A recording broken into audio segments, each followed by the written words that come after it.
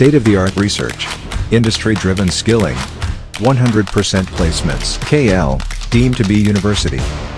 Cyber నేరగాళ్ల పట్ల అప్రమత్తంగా ఉండాలని పోలీసులు హెచ్చరిస్తున్నారు. అయోధ్యలో రామమందిర ప్రారంభోత్సవాన్ని ఆసరాగా చేసుకొని ఆ మోసాలకు పాల్పడుతున్నారు. ప్రజలంతా కూడా జాగ్రత్తగా ఉండాలని పోలీసులు హెచ్చరిస్తున్నారు.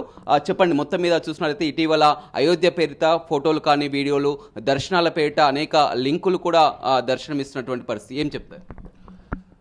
ఈ సైబర్ నేరస్తులు ఎప్పటికప్పుడు దేశంలో కానీ రాష్ట్రంలో కానీ జరిగే పరిణామాలు, ప్రజలకు ఏదైనా ఒక కలిగే బెనిఫిట్ని ఆసరాగా తీసుకొని ఒక ఫాల్స్ అంటే ఫేక్ లింకులు క్రియేట్ చేసి తద్వారా వాళ్ళ యొక్క ఫోన్లలో మొబైల్లో ఉండబడే ముఖ్యమైన డాటా చోరీకి పాల్పడి తిరిగి వాళ్ళ అకౌంట్లను హ్యాక్ చేసుకొని వాళ్ళ ఓటీపీలు ఫోన్ కాల్ ద్వారా ఫ్రాడ్యులెంట్ కాల్స్ ద్వారా తీసుకొని వాళ్ళ అకౌంట్లోని ఖాళీ చేయడం జరుగుతున్నది. సో అందులో ఇప్పుడు మనకు తెలుసు, ఇప్పుడు అంతా అయోధ్య రామమందిర ప్రారంభోత్సవంలో వేళ అందరూ కూడా దానికి ప్రాముఖ్యత ఇస్తున్నారు, హిందూ సోదరులందరూ కూడా.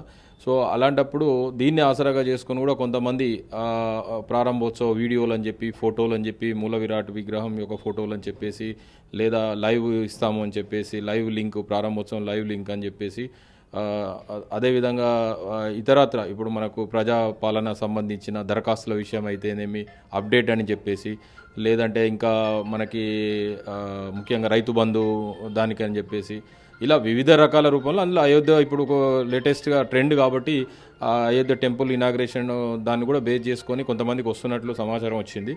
సో ప్రజలందరికీ విజ్ఞప్తి ఏంటంటే ఎటువంటి లింకులను కూడా మీరు క్లిక్ చేయొద్దు, వాటిని ఓపెన్ చేసి మీరు వాళ్ళ యొక్క ట్రాప్లో పడవద్దు.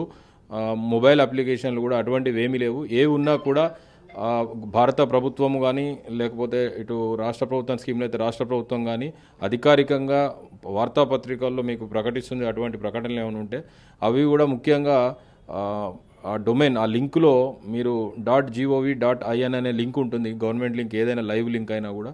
సో దయచేసి ఇటువంటి ఫేక్ వాట్సాప్ మెసేజ్లు కానీ, ఎస్ఎంఎస్ల రూపకంలో కానీ మీకు వచ్చినప్పుడు దయచేసి వాటిని క్లిక్ చేయకూడదు, మోసపోకూడదు.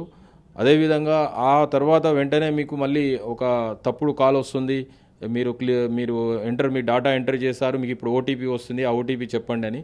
యాక్చువల్గా ఓటీపీ మీ బ్యాంక్ అకౌంట్ని ఆపరేట్ చేసి మీకు తెలియకుండా మీ మొబైల్లో ఉన్న బ్యాంక్ డాటాని చోరీ చేసి ట్రాన్సాక్షన్ చేస్తూ ఆ ఓటీపీ మీకు రాగానే మళ్ళీ ఒక తప్పుడు కాల్ చేసి మీకు ఆ ఓటీపీ అడగడం జరుగుతుంది. మీరు తెలుసో ఆ ఓటీపీ చెప్పినప్పుడు డెఫినెట్గా మీ బ్యాంకులో ఉన్న అమౌంట్ ట్రాన్సాక్షన్ గురవుతుంది, మీ ఖాతా ఖాళీ అవుతుంది. ఎక్కువగా కొంచెం సీనియర్ సిటిజన్స్ వాళ్ళని కొంచెం టార్గెట్గా అన్నట్టు. సో ఇప్పుడు నేను చెప్పిన మెసేజ్ ఏదైతే ఉందో చదువుకున్న వాళ్ళు, విన్న వాళ్ళు, చూసిన వాళ్ళు ఎవరైతే ఉన్నారో వెంటనే ముఖ్యంగా సీనియర్ సిటిజన్స్, పెన్షనర్స్, తర్వాత వాళ్ళ రిటైర్మెంట్ డబ్బులు లోపల వాళ్ళు, ఎందుకంటే ఎక్కువగా ఈ టీవీలు చూడరు, ఎక్కువగా వార్తాపత్రికలు చదవరు.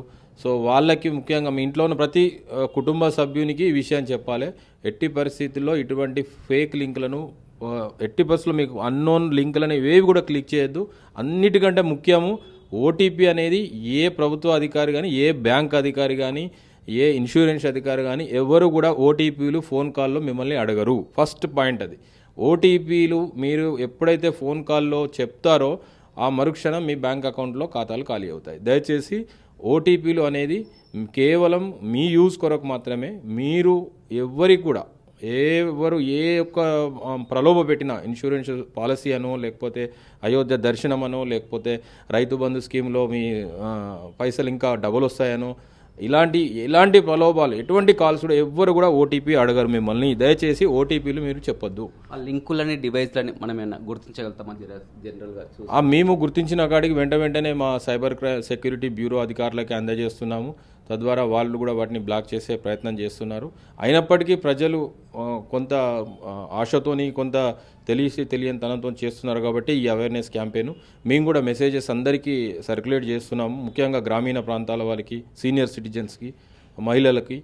అదేవిధంగా ప్రతి విలేజ్ వాట్సాప్ గ్రూప్లలో యువత, అక్కడ ఉండబడే క్లబ్స్ ద్వారా, తర్వాత పట్టణాల్లో వార్డు మెంబర్స్ కానీ, లేదా గ్రామ సర్పంచులు కానీ, ఎంపీటీసీలు కానీ వాళ్ళ ద్వారా కూడా మేము విస్తృతంగా జిల్లా ఎస్పీ చందనాదీప్తి మేడం గారి ఆదేశాలతో అందరు అధికారులు కూడా పనిచేస్తున్నారు. రైట్, చూశారు కదా పోలీసులు చెప్తున్నటువంటి ప్రకారం ఈ మధ్య కాలంలో ఎక్కువగా ఆ సైబర్ మోసగాళ్ళు ఈ విధంగా మోసాలు పాల్పడుతున్నారు.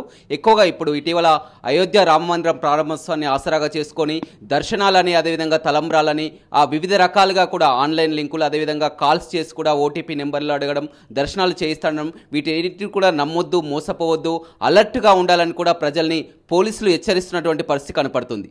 Vote studio. మరిన్ని వీడియోస్ కోసం ఛానల్ ని సబ్స్క్రైబ్ చేయండి, లేటెస్ట్ అప్డేట్స్ కోసం వాట్సాప్ ఛానల్ ని ఫాలో చేయండి అండ్ లింక్ డిస్క్రిప్షన్ లో ఉంది.